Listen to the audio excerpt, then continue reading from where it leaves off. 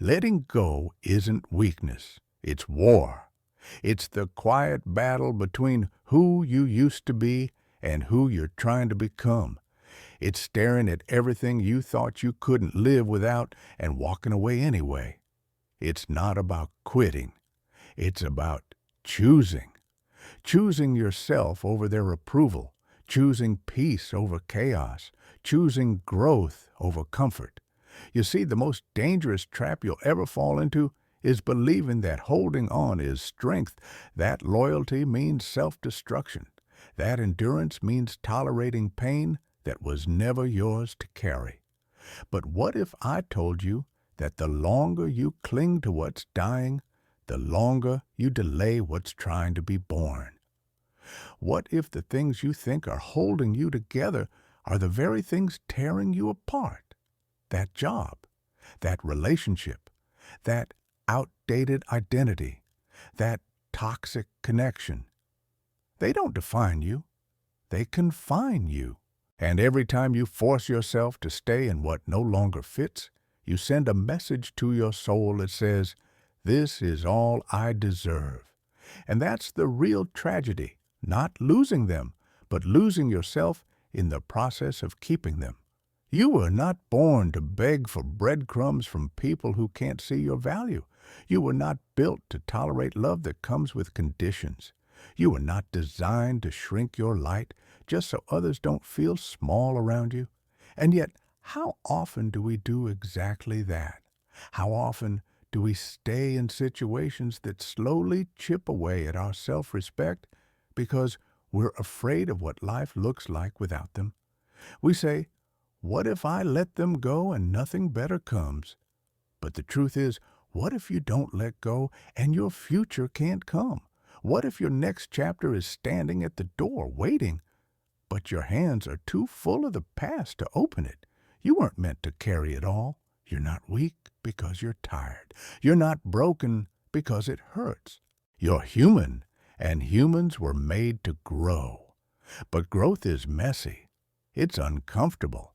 It asks you to leave behind everything familiar for the sake of what's possible. And that's terrifying. But also, that's freedom. You see, real freedom isn't doing whatever you want. It's having the courage to walk away from what no longer serves you, even if it once felt like home. Especially if it once felt like home.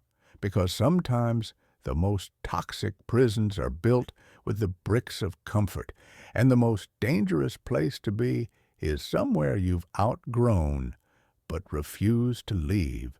You were not born to repeat the same emotional cycles over and over, calling it loyalty. You were not meant to dim your fire to make other people comfortable in their shadows. You're meant to rise. You're meant to evolve. You're meant to release. Letting go is not abandonment. Letting go is alignment. It's not betrayal. It's becoming. It's the moment you stop chasing closure from people who never gave you clarity. It's when you stop explaining your worth to those committed to misunderstanding you. It's when you no longer need an apology to move forward. Because now, you're not waiting. You're not begging. You're not performing. You're reclaiming. And reclaiming yourself starts with release. Release of guilt. Release of what could have been. Release of who you thought you needed to be to earn their love. It starts with the radical decision to say, "I choose me now." Not in selfishness, but in self-respect. Not in ego, but in truth. Because you cannot carry dead weight and expect to fly. You cannot keep dragging people who aren't willing to walk and expect to arrive. You cannot heal in the same place that broke you and wonder why you're still bleeding. Letting go is the beginning of flight. It's the unlearning of attachment and the remembering of power. It's the realization that your worth was never based on who stayed. It's based on who you become after they leave. And maybe, just maybe, their departure is the gift. Maybe the pain was the portal, Maybe the silence is where you finally hear your own voice again, and in that voice is clarity. In that clarity is strength. In that strength is peace. And in that peace is your new beginning. So no, letting go isn't easy, but neither is holding on to something that's already gone. And if you're going to suffer, let it be for the birth of something real, not the preservation of something fake. Because one day, you'll look back and realize the moment you let go was the moment everything started to align. The day you stopped trying to fix what wasn't yours to fix. The day you stopped chasing what was never meant to stay. The day you stopped trying to make sense of why people couldn't love you the way you love them. That was the day you came home to yourself. That was the day you took your power back. And from that day forward, you were never the same again. Silence terrifies most people not because of the quiet, but because of what the quiet forces them to hear. And yet, silence is the very doorway to power. The moment you let go of something or someone that no longer serves you, what's left behind is not emptiness. It's space. Space to breathe, space to think, space to feel without distortion. But that space scares you, doesn't it? Because in that space, there's no distraction, no noise, no validation, just you. And sometimes that's the scariest person to face. So we cling to what's broken, not because we believe it'll heal, but because we fear what happens if it's gone. But let me tell you something brutal and beautiful. What you fear losing was probably never truly yours to begin with. The illusion of safety, the illusion of connection, the illusion of love. We wrap our identity around illusions so tightly that when they collapse, we confuse the falling apart with falling down. But what's actually happening is falling free, free from pretending, free from proving, free from performing for people who never saw you clearly in the first place. When you finally release what's false, what's real, finally has room to arrive. But here's the hard truth. The real doesn't come until you clear the counterfeit. You cannot attract abundance while holding on to scarcity.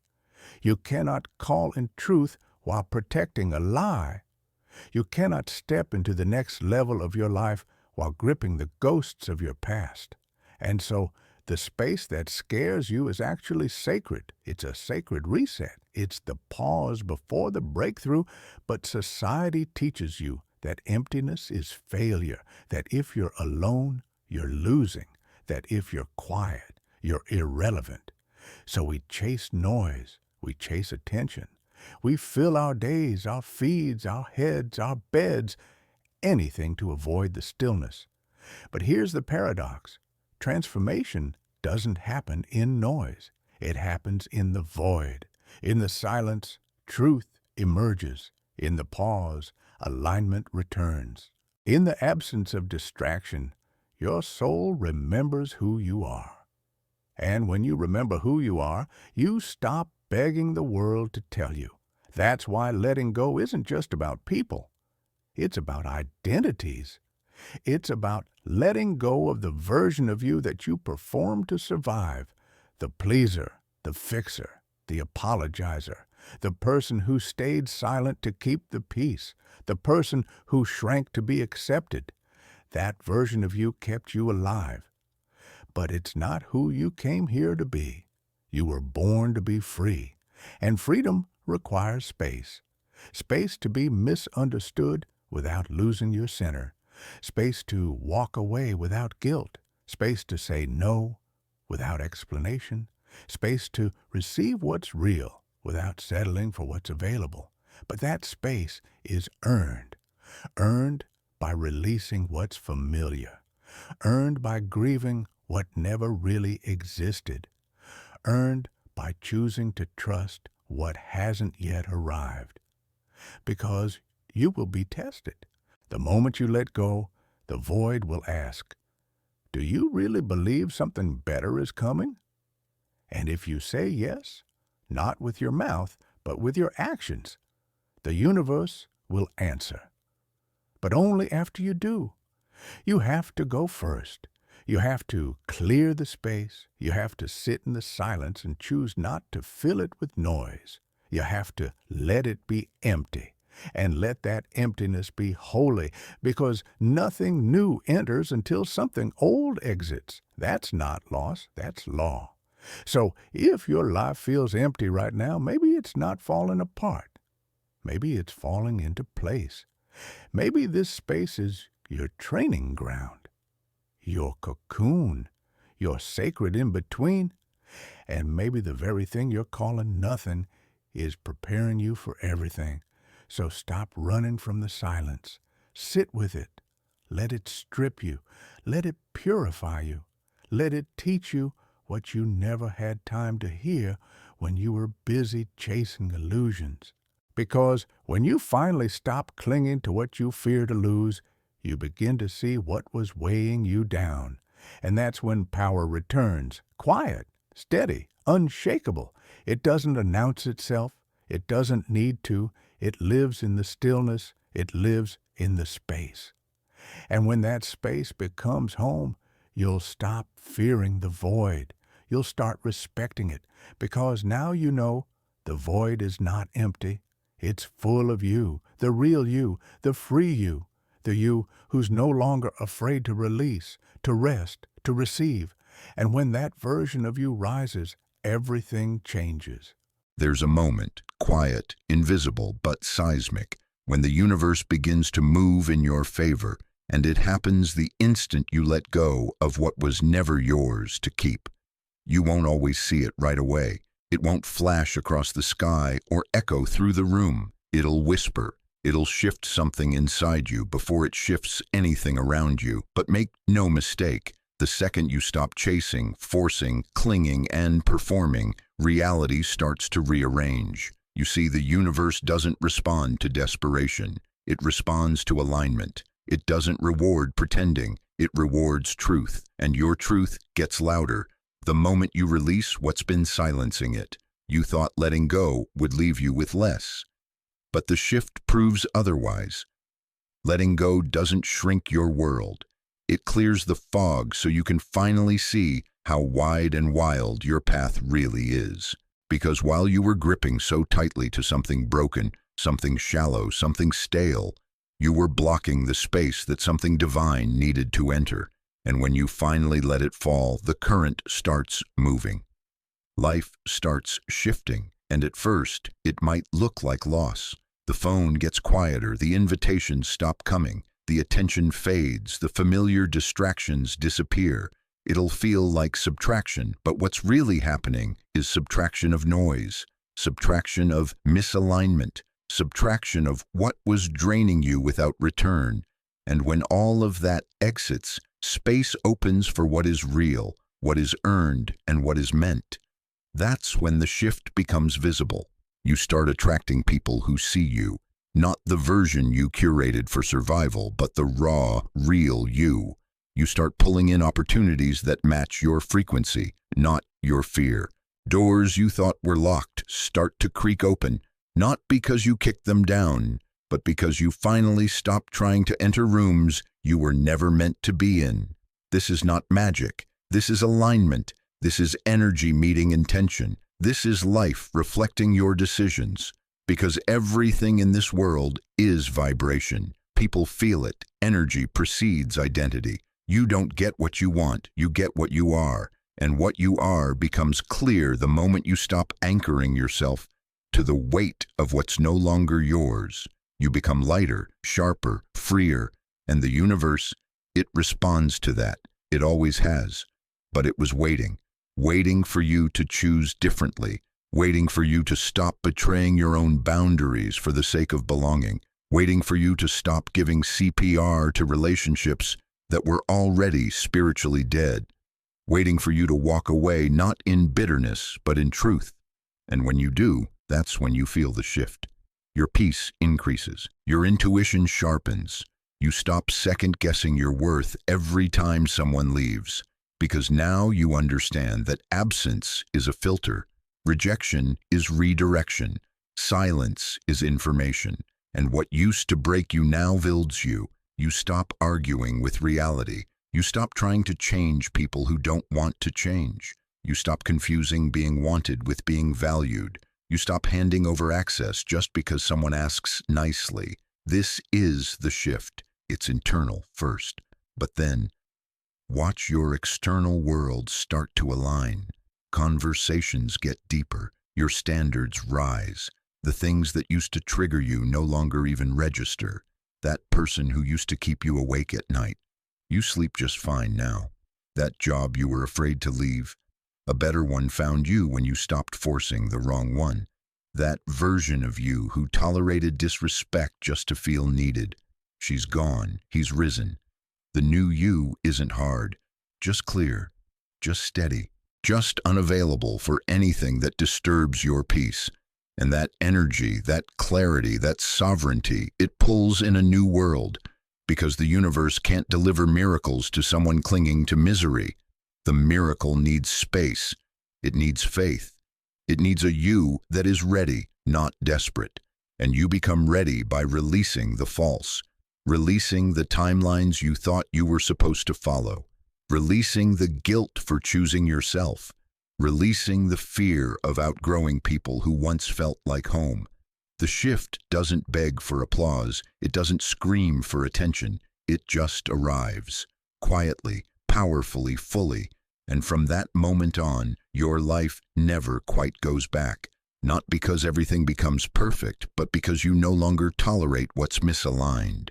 You no longer negotiate your worth. You no longer stay in rooms that feel heavy. You walk different, you speak different, you attract different. Not because you learned how to manipulate life, but because you learned how to surrender to it.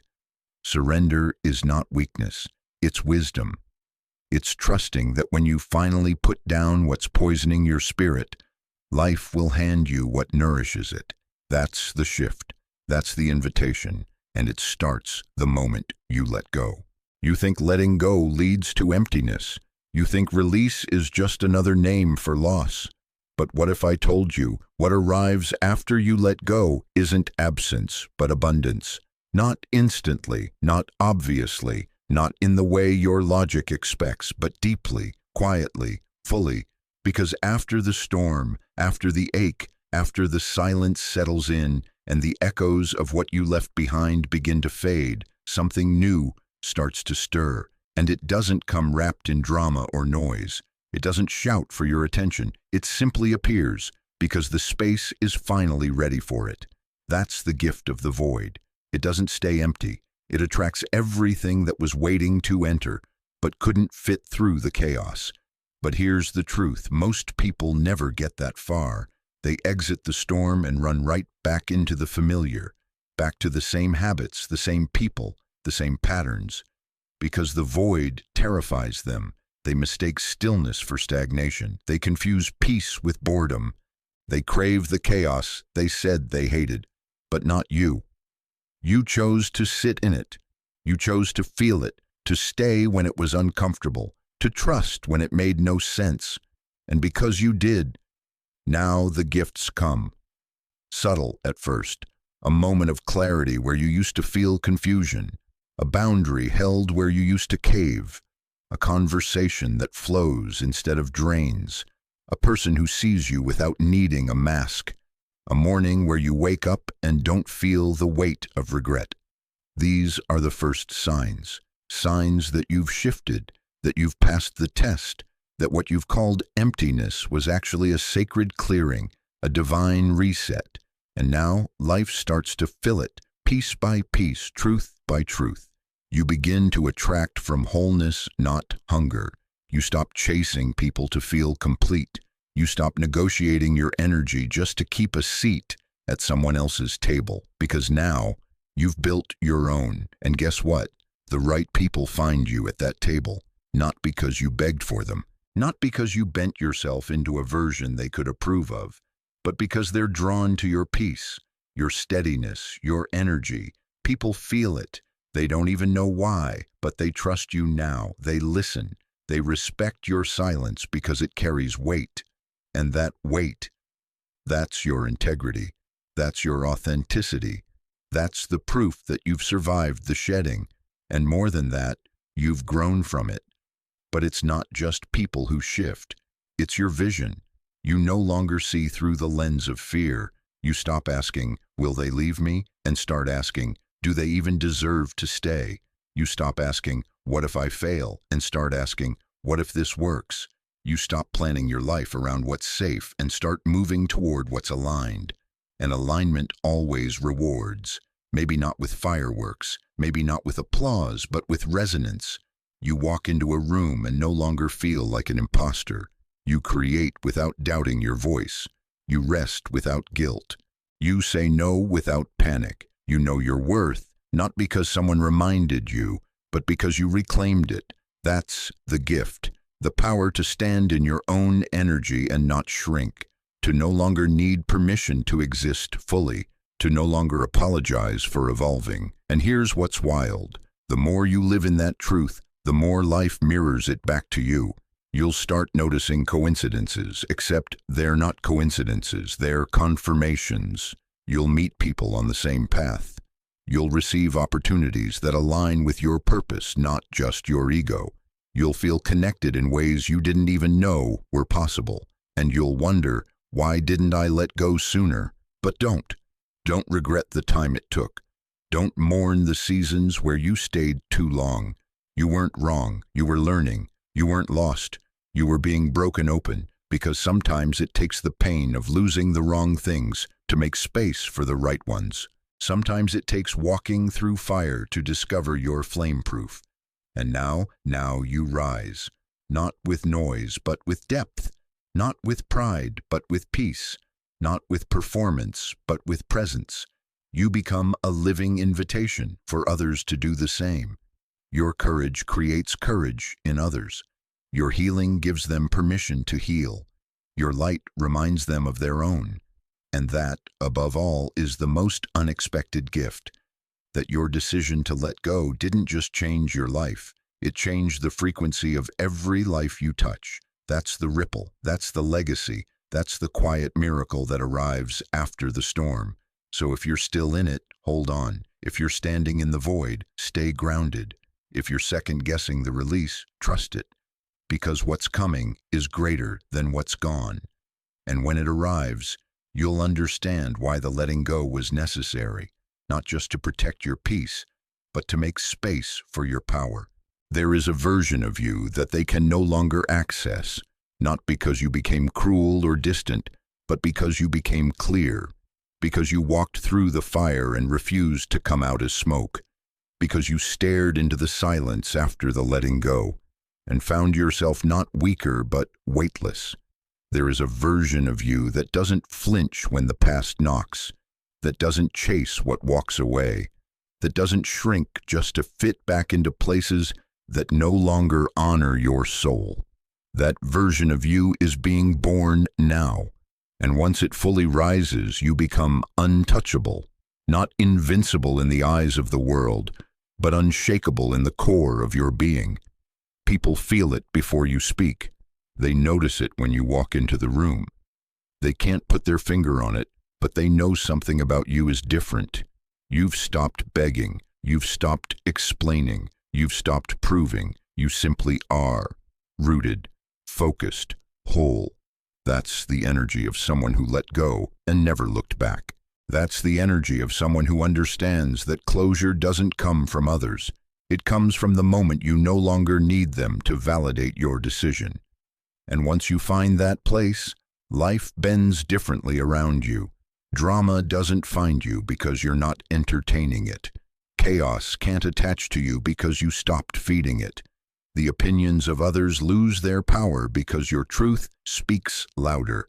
That's what happens when you clear the debris, when you stop carrying what was never yours to bear. You create space not only for peace, but for precision. You move with intention. You speak with conviction. You rest without guilt. You no longer confuse attention with love or presence with value. You know now what stays, stays effortlessly. What's meant for you won't require self-abandonment. And what leaves was never equipped to walk beside the future version of you. And it's not just about relationships, it's about everything. Your goals shift. You no longer chase to be seen. You create because it sets your soul on fire. You no longer force timelines. You flow in alignment. You no longer seek revenge. You invest in your glow-up. Because now your success is not a weapon. It's a statement. It's proof that healing is louder than hate, that growth is stronger than grudges, that peace is the loudest power you can ever hold. And let me tell you, when you operate from that place, nothing can shake you. People can misunderstand you. You stay calm. Doors can close. You stay faithful. Setbacks can come. You stay grounded. Because your worth is no longer negotiable. Because you know who you are. Because you finally remembered that you were never meant to beg for love, beg for attention, beg for peace. You were born with all of it inside you. You just forgot. You forgot when you tried to make broken people whole. You forgot when you gave too many chances to someone who only showed you patterns. You forgot when you clung to a version of life that required you to be someone you're not. But now you've remembered. And with that memory comes freedom. You laugh differently. You rest more deeply. You trust the process not because it's easy, but because you've already seen what happens when you betray yourself. Never again. This is your vow. This is your line in the sand. From this moment forward, you don't chase. You attract. You don't beg. You build.